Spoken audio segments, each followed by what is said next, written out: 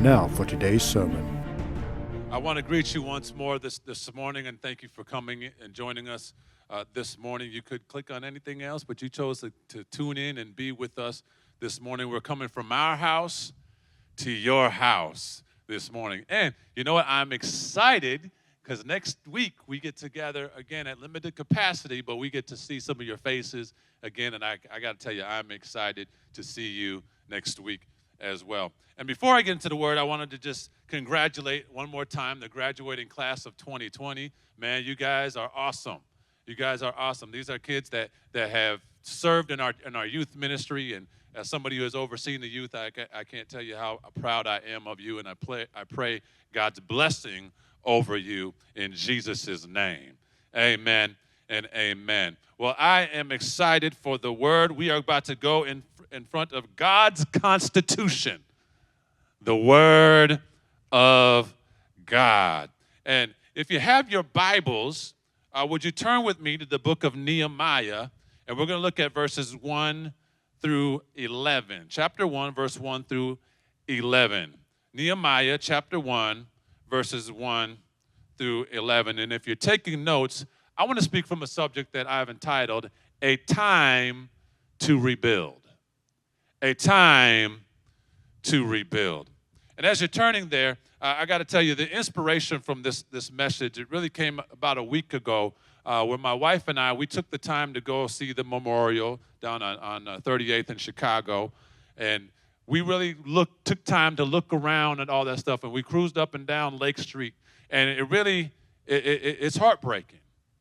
It's heartbreaking because we not only what happened to George Floyd, but also what has happened to the surrounding businesses and stuff like that. And it's left a lot of people uncertain. It's left a lot of people hurt. It was already hard enough to recover because of the recession. But I believe that even in the midst of this, that we can rebuild. We can rebuild and build it better than it was before.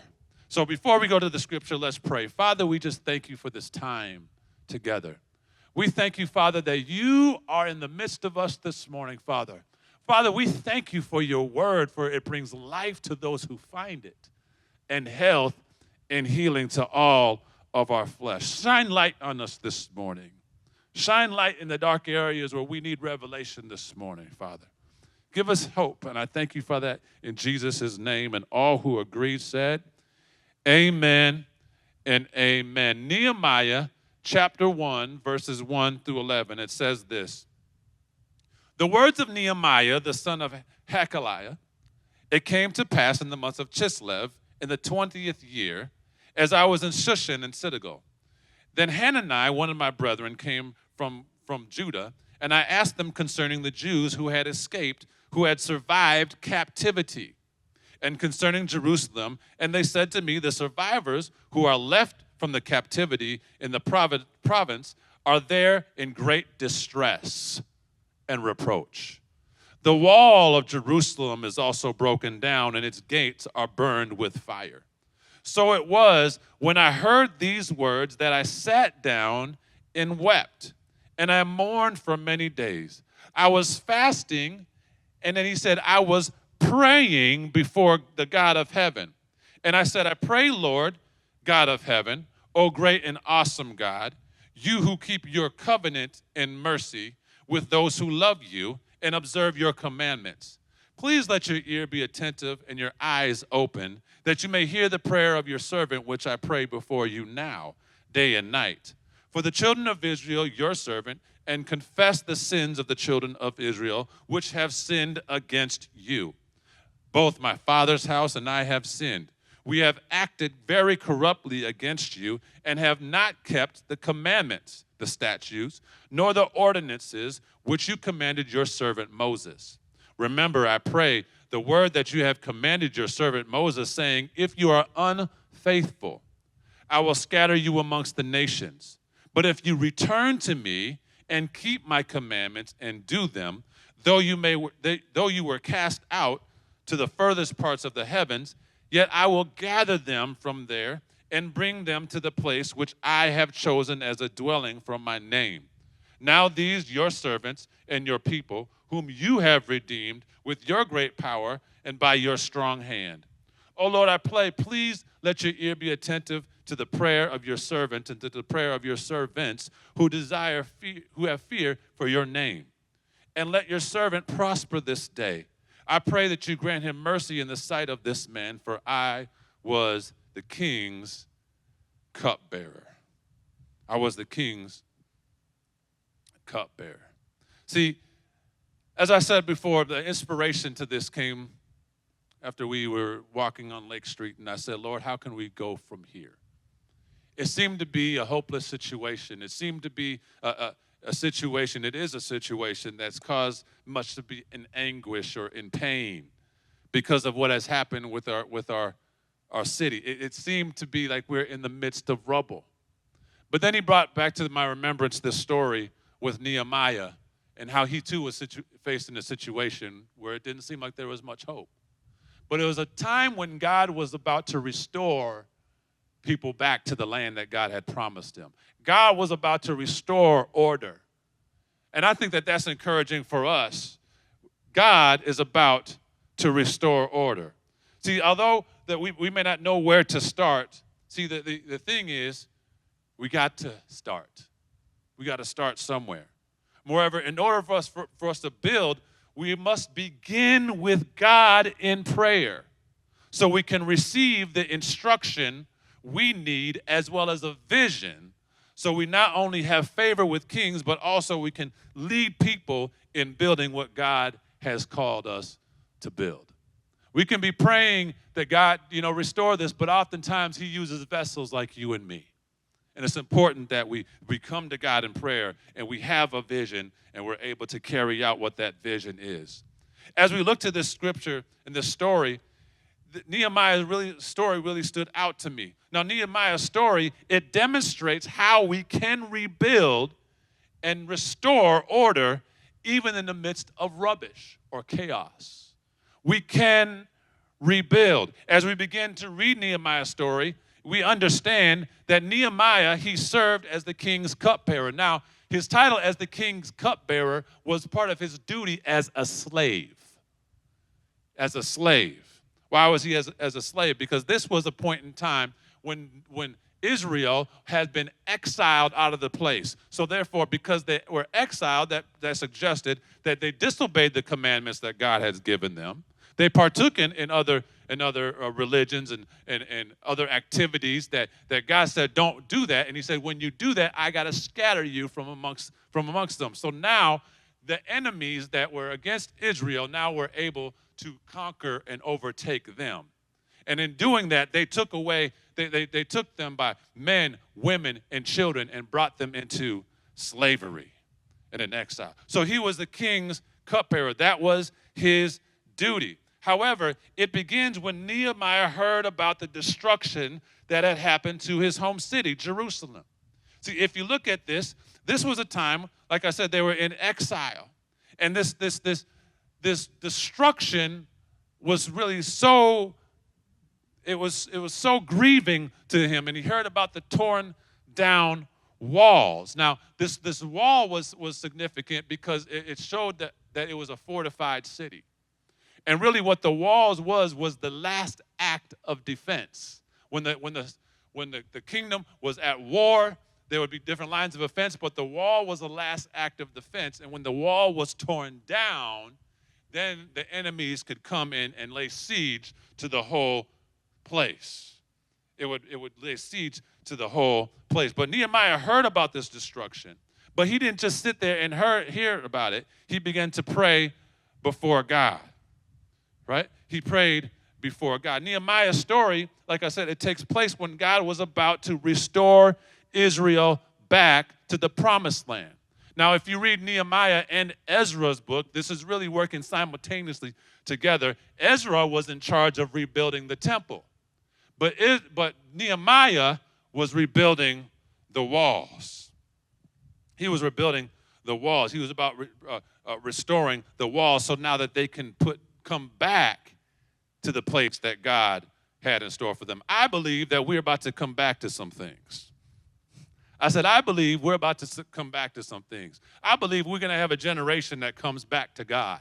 I believe that we're going to have a comeback in families. I believe that we're going to have a comeback in our society. God is about to restore some things that the cankerworm has tried to destroy. Amen? That everything has tried to destroy. God is about to restore some things this morning. See, the walls have been broken down. Everything has been destroyed. But although it seemed hopeless, we see Nehemiah was able to utilize it as an opportunity to rebuild. Even though it seemed like there was no hope, it was an opportunity there for him to step into some leadership, for him to act.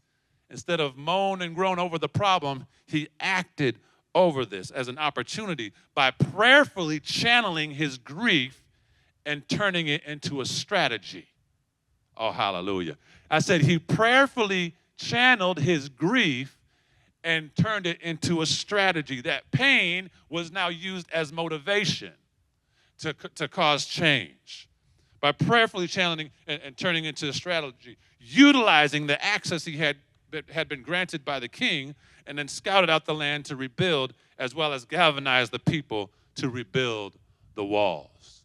I believe that we can rebuild some things this morning. It's a time to rebuild. Amen. Type in your comments right there. It's a time to rebuild. See, but as we read the story, the first thing we see Nehemiah do was he channeled his grief through prayer. The first thing he did was went to prayer. He went and saw the destruction. He says he wept, so it's all right that he wept. He was releasing the grief, but then now he didn't stay in the place of weeping. He went to God in prayer. That's so important. And as Nehemiah prayed, it wasn't just a 1-hour prayer or a 30-minute prayer or a 10-second prayer. Scholars say that he interceded, heavy intercession prayer, for 4 months. 4 months of heavy intercession prayer. He constantly gave it to God before he acted and went to the king. Oh, that's important. He did it before he acted and went to the king. I believe that this is essential. This is so important that we learn how to go to God first and consult with God first in prayer. See, it's ironic that, we have a generation now who tries to do everything else first except for consult God. We try to march first, but we haven't prayed. We try to pass laws first, but we haven't prayed about it. Prayer always has to go first before we act. Why is that? Because when we pray, the Bible is clear. When we pray, Jesus said, "Come to me, all you who are weary and heavy laden." And he says, in exchange, I will give you rest. He says, yoke yourself to me, for my burden is easy and my yoke is light. Now that yoke, it was a term in agriculture that would yoke 2 oxen together. See, this is the thing. We can either be yoked to God or we can be yoked to our problem. We can be yoked to the situation. But God wants us to yoke ourselves to him. We have to turn over our cares. There's an old saying that says you got to learn how to turn it over to God. We got to let God intervene. Prayer allows God to intervene on our behalf. Oh, come on, somebody. I said prayer allows God to intervene on our behalf. So not only do we give things over to God, he in exchange gives us rest. I love what Philippians says. He says, be anxious for nothing, but in all things, let through prayer and supplication make your request be made known, that God will give you peace that surpasses all understanding, that you can guard and keep your heart and mind focused. See, that's where the enemy wants to get. He wants to get to your heart. Because if he can get to your heart, the Bible says we got to guard our heart with all diligence, for out of it flows issues. If we don't guard our heart first through prayer, we can have issues. Guard your heart. The enemy wants you to get to your heart. He wants us to be in our emotions. Because when we're working just by our emotions, we're not thinking straight. Oh, come on, somebody. We may not be thinking clearly. So he says to guard your heart and your mind and keep it focused on you. Focused. When we get caught up in emotions and caught up in our situation and caught up in the problems, we can tend to lose our focus on what's really at hand. As believers, it's such a time right now where we can't lose our focus. Amen? We cannot lose our focus and give in to the strategies of the devil. The last time I was with you, we talked about spiritual warfare. All that's happening right now is spiritual warfare where the enemy, the devil, is the culprit of this. Not the black man, not the white man, the devil. And he uses schemes to divide us amongst ourselves. Oh, come on. So we have to pray. When we pray, we release it to God, and he says, I will give you the peace that surpasses all understanding. Did you know that God can give you so much peace it doesn't make sense? You can be in a storm, and he gives you peace. But see, many times when we think about peace, you think about absence from conflict. No, it's not absence from conflict.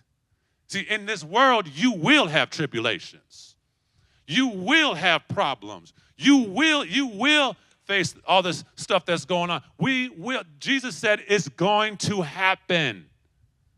But he said, be of good cheer, for I have overcome the world. In other words, stay focused. Keep your eyes on me. I have overcome the world. Release it to me. I can give you peace. I can give you strategy. I can cause you to think clearly, even in the midst of what seems to be chaos. But you have to allow me to intervene and pray. We got to know how to pray. Like I said before, today we have a generation that has really forsaken God. Can I be real this morning? We have a generation that's forsaken God. We've taken God out of everything. Even as the church, we've passively allowed things to happen in the church. We've passively allowed this stuff to happen, and we're expecting God to move, but we've allowed certain sins to come in. We have a generation that doesn't pray, that doesn't tithe, that doesn't serve. We do. And part of that reason, the statistics can go on to show you that maybe because they had a gospel forced down their throat. Well, I don't know how the gospel was introduced to you. But there came a point in time when they had made a decision that said, I don't want God in this. And now we've had a generation that does that, but now this younger generation has no consciousness of God. We got to get back to allowing God to be a part of our lives, to be the center of things, and have a reverence and a fear for God. We got to get back to learning how to pray and praying with our families at home and covering our households. See, that's where a lot of the issues happen, is at home. If we get the house right, you're going to get the country right. If we get the house right, all these other things can come, because you know what? The community is made of homes. It's made up of individuals, and so on and so forth. So if we want change first starts with us. Amen? It first starts with us, and we need strategies from heaven so God can intervene in our life. We have to go to God first. You know, I love what 1 Timothy says in 1 Timothy 2, verses 1-5 in the New Living Translation. It says, I urge you first of all to pray for all people. For all people means all people. And he says, ask God to help them. Oh, some people need some help. So we got to pray for all people and ask God to help them, right? Intercede on their behalf. Give thanks for them. Pray this way for kings, those who are in governing authority, and all who are in authority, so that we can live peaceful and quiet lives marked by godliness and dignity. This is good and pleases God, our Savior, who wants everyone to be saved. God wants everyone to be saved and understand the truth. Who's the truth? Jesus is the truth. He said, like I said before, he is the way, the truth, and the life. The truth comes through Jesus Christ. For there is one God and one mediator. And that's so important to understand right there. Christ is our mediator. Without Christ as the mediator, there's my experience versus your experience, my point of view versus your point of view. But Christ is the one who brings us together and unites us in love. Christ is the one who mediates us, and he reconciles us to God and humanity. Reconciles God and humanity. The man Christ Jesus, he gave his life and purchased freedom for everyone. He desires for us all to be saved, for all to come to know him. Oh, that could be a message all by itself this morning. But the first thing we see here that he said is, first of all, pray. When has prayer gone down the bucket list? The first thing we need to do is pray and give things over to God so that we can ask God. Before you begin your day, I hope that you pray. Lord, show me what to do. Lord, show me how to act right. Lord, give me a strategy that I could implement here. Strengthen me this morning. Pray. First of all, prayer. But see, when we look at Nehemiah's prayer, he didn't pray a prayer just for God to change the situation. Oh, come on. He did not pray a prayer just for God to change the situation. He prayed in a way where God changed his way of thinking. An exchange gave him a correct perspective. See, that is so important. See, we all have a perspective based off our experience, based off what we understand. We all have a perspective, but it's so important as we live life to begin to broaden our perspective, because if we don't get out of our own way, we have a very limited point of view. We have a very limited point of view when we don't know how to get out of our own way and expose ourselves to new information. How is it like being in somebody else's shoes? We got to broaden our perspective, having a new perspective. And then God gave him a strategy to present to the king. So when Nehemiah prayed, it included praising God for his covenant love and confessions of sin and calling God to act. In other words, when you come before God with thanksgiving and praise, thanking God first. Oh, come on. So when we pray, we pray in a way that is thanking God for his goodness first and for his unconditional love. So he prayed, but Nehemiah prayed a prayer of repentance. He prayed a prayer. Pay attention to this. See, the word repentance, it may be used a lot of times around religious circles, but what it actually means is a changing of your way of thinking. It means to stop going one way and do a 180, because if you do a 360, you go back to where you were.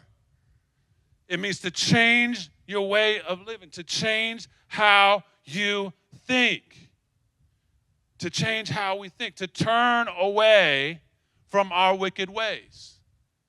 We know what the scripture said: when we humble ourselves and turn from our evil ways, then he will heal the land.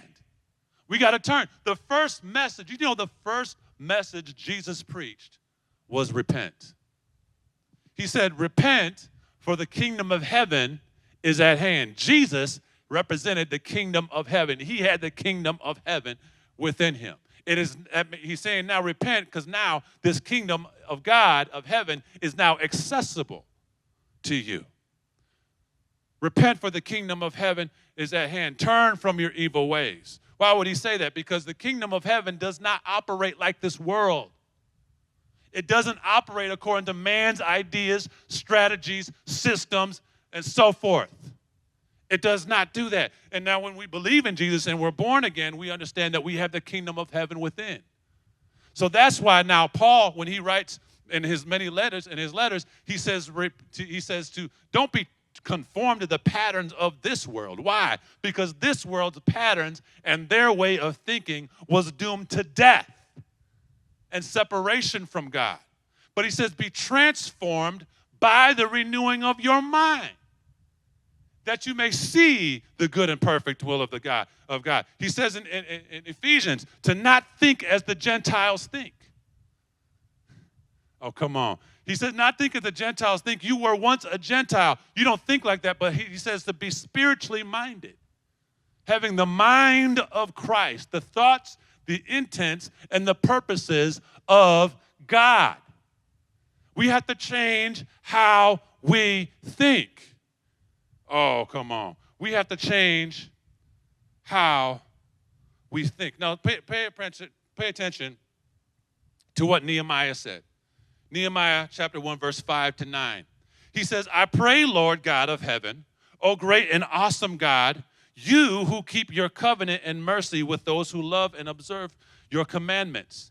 Please let your ear be attentive and your eyes open, that you may hear the prayer of your servant, which I pray before you. And you know what? I'm so glad that God hears me. I'm so glad that God can hear. He hears us when we pray. He says, before now, day and night, that your children, your servants, and confess the sins of their children of Israel, which we have sinned. We have sinned. Both my father's house and I have sinned. So here he's recognizing that they sinned.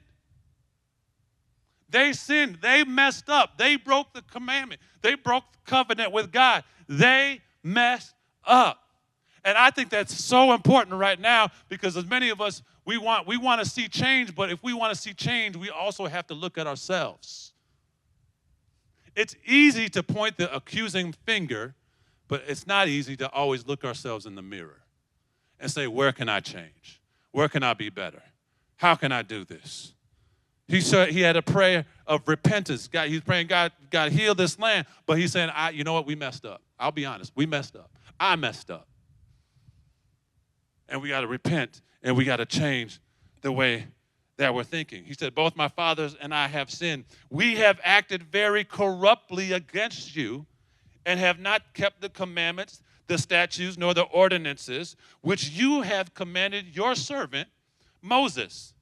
Remember, I pray the word that you commanded your servant Moses, saying, if you are unfaithful. See, God's faithful, but can we be faithful? I said, God's faithful, but can we be faithful to his word? He said, if you're unfaithful, I will scatter you amongst the nations. But if you return to me and keep my commandments and do them. Oh, we got to do them. In other words, we have to follow suit, right? Do them. Though some of you were cast to the furthest parts of the heavens, yet I will gather them from there and bring them to a place which I have chosen as a dwelling for my name. Nehemiah prayed a prayer of repentance, and he acknowledged and repented of his sin. It was because Israel has rejected God and broke his commandments that God turned Israel over to their enemies and exiled them out of the land. But when they humbled themselves, God said that he would remember this and he would bring them back to this place. But he had to repent. By doing that, by saying this, he echoes what Moses said in Deuteronomy 4:25 to 31, which said, when you acknowledge this, when you repent, I can return you back to this place. So Nehemiah is now stepping in and interceding. He's going between his people and between God and interceding on their behalf and saying, you know what, I'm repenting. How can we fix this now? How can we fix this? You said, Lord, that you could restore us back to this land. But see, when he prayed, he didn't just stay in a sorrowful place. He didn't just stay on weeping and crying. See, I think that if we want to move forward in life, in our lives, we have to move on from a place where we're weeping and crying all the time. Nehemiah changed his mind. There was an actual changing of his mind. Watch this. He moved from sorrow to action.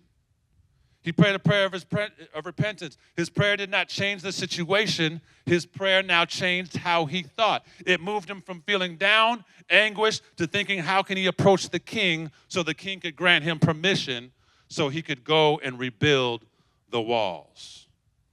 I believe in order for us to rebuild, we have to change the way we think. We have to change the way we think. There has to come a point in time when we start pointing the blame game and look at us and change how we think. Because how you think is going to determine your life. The Bible says, as a man thinks in his heart, so is he.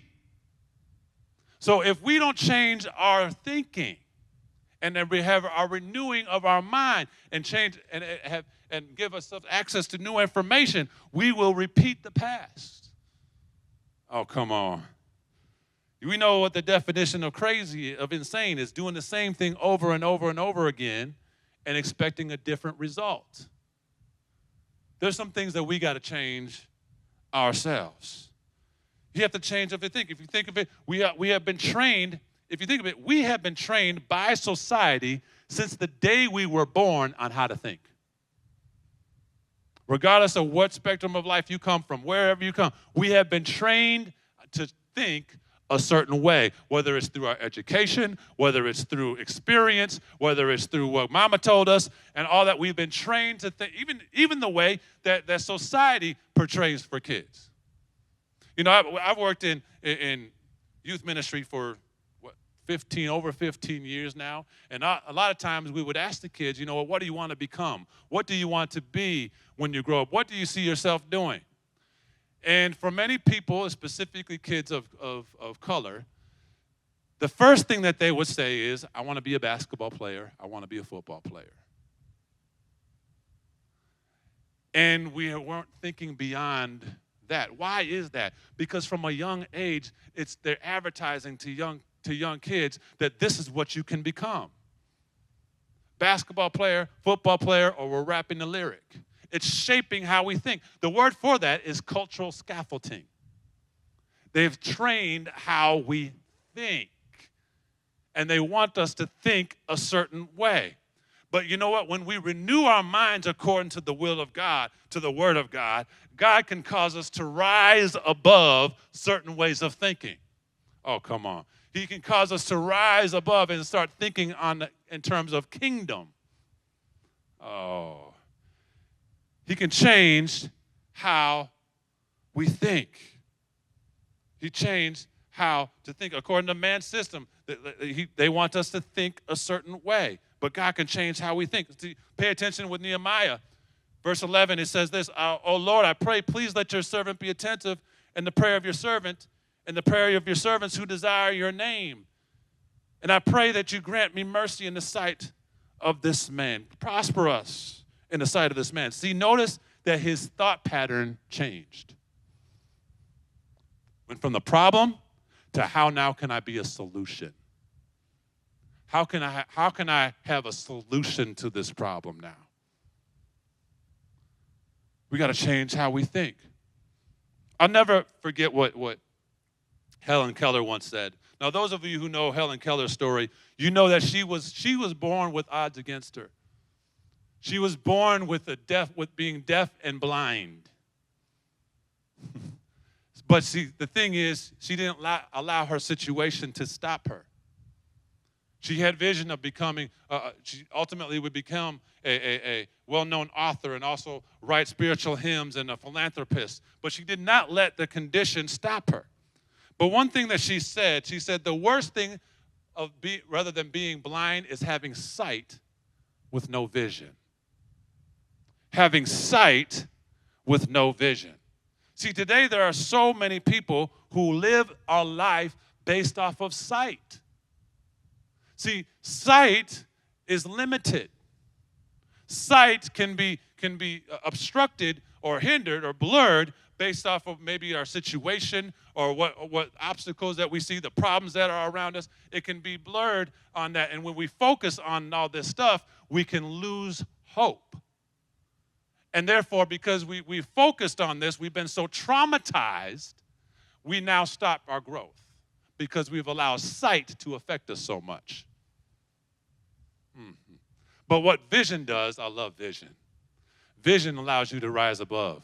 Vision allows you to see beyond your current situation and see the possibilities. Vision can give you a direction for your life. It shows you what can be, the possibilities. That's what vision does. I love what the scripture says. It says, when there's no vision, people cast off restraint. There is no order to their lives or direction when we don't have a vision. But when we have vision, God gives us meaning. It gives us purpose. It shows that we can overcome because we have vision. With vision, you can still see that it's possible, even though I may have problems against me. But you know what? I love the stories of people who overcame them. In spite of what was against them, they overcame them. Oh, hallelujah. We can overcome. We say that all the time, we shall overcome, but the word tells us how we overcome, by the blood of the Lamb and by the word of our testimony. We don't get the money without the test. Oh, come on, somebody. We can overcome. With God, we can do this. We can keep the vision. It's possible. You can still get there. See, as we continue to read Nehemiah's story, we understand that it was the king that would grant Nehemiah permission to go and rebuild, as well as send the letters to the surrounding provinces to protect him, as well as provide resources for Nehemiah to rebuild. But as I continue to read this, I ask the question, why would the king support him? Why would the king give him these resources? Why would he do that? It couldn't have just because he just prayed for it. See, Nehemiah, he must have had a good track record of being consistent in his service to the king. See, if you pay attention to chapter 2 of Nehemiah, it said that the king noticed that he was downcast. So all of the other times that you showed up before the king, you weren't downcast. So he showed up to do his duty. He must have showed up to do things with excellence. He must have showed up and been consistent with that in order for the king to realize something different about him. Oh, hallelujah. He showed up. He appeared differently here. If we want favor with kings or our employers, our consistency has to do something with it. Oh, hallelujah. Can we be consistent? We can't ask for the raise when we've been late too many times. Can we be consistent? Are we doing our part? We got to be consistent. We have to be consistent in serving the king. Nehemiah must have been in the king's favor, which tells me that he consistently showed up, consistently served with excellence. So not only did he do his job, he did his job with excellence. He carried himself in a way that represented excellence. Now, like I said, his job was to be a cupbearer. That was his duty as a slave. So basically what he would do for the king was he would taste the king's wine and see if there was any poison in it that would potentially kill the king.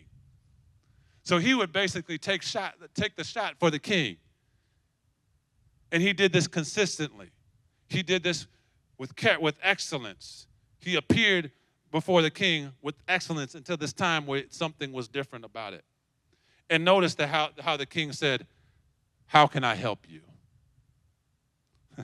Because the king must have knew Nehemiah's character or his track record, he must have trusted Nehemiah that he would be a man of his word and return to him when he said he would return. Because remember, the story says, okay, Nehemiah showed him everything that was going wrong, showed him the vision, and he says, when will you return? And ultimately, we know that the king would grant him the permission and write his letter ordering the surrounding provinces to give him protection and resources and so forth in order to rebuild the wall. But although Nehemiah had access to the king, I love this about us. We have access to the King of Kings and the Lord of Lords. Oh, come on. I said we have access to the King of Kings and the Lord of Lords who is operating in his kingdom. See, the one thing we must understand as kingdom citizens is that we have access to God. And when we're doing what the will of the Father is for our lives, I said when you're doing the will of the Father, so we're in line with what God has called and assigned for us to do. We're actively serving God. We're actively doing what he's commanded for us to do. And that even includes serving in the church and tithing and so on and so forth. When we're doing what God has called us to do, God can be working behind the scenes and arranging those resources to come in alignment with you. I've seen it happen. I've seen God open doors that no man could open. Have you ever had those moments in time when you said, you know what, but God? According to history, I'm not supposed to be here. But God had a different plan. God opened the door. God sent the resources. The people, I may not have had the resources, but because I'm in line with what God has assigned me to do, God sent the resources. I never forget when they were building, I was young at this time, when they were building our youth center. Pastor has shared this many times when he said, somebody's going to give me $1 million. Somebody's going to give me $1 million. And he confessed it. He must have confessed it for 10 years or whatever. He just kept on saying it. And people looked at him like, you crazy. Who's going to give you that? Where are you going to give that? Just kept on confessing it. And we must have been on a family trip that day when his secretary gave him a phone call and says, Pastor, you won't believe this. So he comes back in town, and lo and behold, someone gave him the resources that he's been confessing for this whole time. And then he looked to me and my brother, and he says, you know what, when you're doing God's will,